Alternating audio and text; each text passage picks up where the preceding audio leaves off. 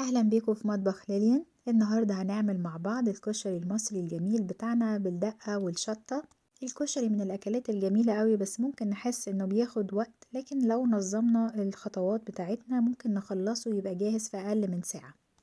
أول خطوة لازم نبتدي بيها هي إن احنا نجهز البصل المحمر بتاعنا. أنا جبت هنا حوالي 3 بصلات وقطعناهم رفيع على قد ما نقدر بالسكينة، وهنحتاج عليه معلقتين من الدقيق. انا حطيت البصل في مصفى علشان بعد ما اقلب الدقيق مع البصل كويس بايدينا كده ونتأكد انه اتغطى كويس، اي دقيق زيادة نصفيه بالمصفى علشان ما يتحرقش في الزيت جامد. وبعد كده هنحمر البصل بتاعنا في زيت سخن وعميق، وحاولوا ما تعملوش الكمية كلها مرة واحدة لو هي كمية كبيرة علشان البصل يتحمر حلو.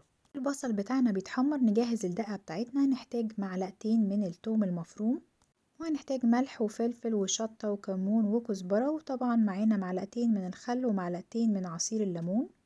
وعلى المقدار ده هنحط حوالي كوباية من المية المغلية وهنقلبهم، وكده الدقة بتاعتنا تبقى جاهزة.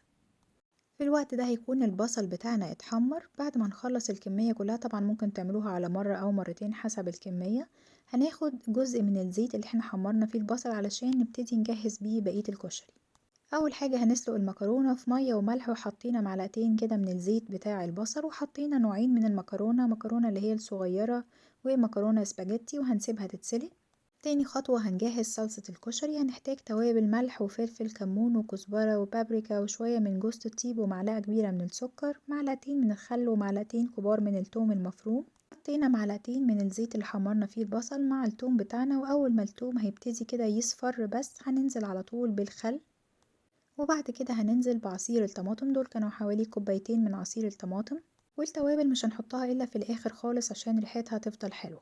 هنسيب الصلصة بتاعتنا تتسبك ونبتدي نجهز الرز بالشعرية. حطينا معلقتين من زيت تحمير البصل، وحطينا الشعرية لغاية ما تبتدي تحمر، وكمان هنبتدي نسلق في نفس الوقت العدس بتاعنا، عدس عادي مش منقوع، وحطينا عليه مية مغلية وورق لوري وملح وكمون، وهنسيبه لحد ما يتسلق. لو اشتغلنا بنفس الخطوات دي هنلاقي ان كل مكونات الكشري خلصت في نفس الوقت. دلوقتي الصلصة بتاعتنا اتسبكت، حطينا كل التوابل وخلاص هنطفي عليها. وبعد ما الشعرية بتاعتنا اتحمرت كويس حطينا الرز وقلبناه شوية، وبعد كده هنحط ملح وكمون ومية مغلية ونسوي الرز. اخر خطوة عندنا هي نجهز صوص الشطة. حطينا معلقة كبيرة من الشطة ومعاها معلقتين من زيت البصل ومعلقة صغيرة من الثوم.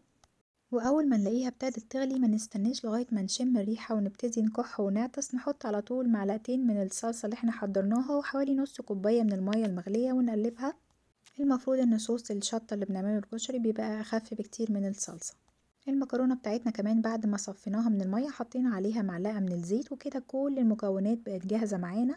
نبتدي بقى نجهز طبق الكشري بتاعنا. حطينا طبقة من الرز وعليه العدس بتاعنا، وبعد كده شوية من المكرونة اكنكم كده بتعملوا لوحة فنية، ونحط طبعا الصلصة الجميلة بتاعتنا، وشوية من الحمص المسلوق، او طبعا ممكن تستخدموا المعلب بس تغسلوه كويس. وبعد كده حطينا البصل المقرمش بتاعنا والدقة والشطة، ويبقى احلى طبق كشري كده بقى معانا جاهز. زي ما شفتوا لما نظمنا خطواتنا كل حاجة استوت في وقت واحد وما خدتش وقت. جربوا الكشري بالطريقة دي، ولو عجبكم الفيديو اعملولي لايك وسبسكرايب، واشوفكم في وصفة تانية. ثانك يو.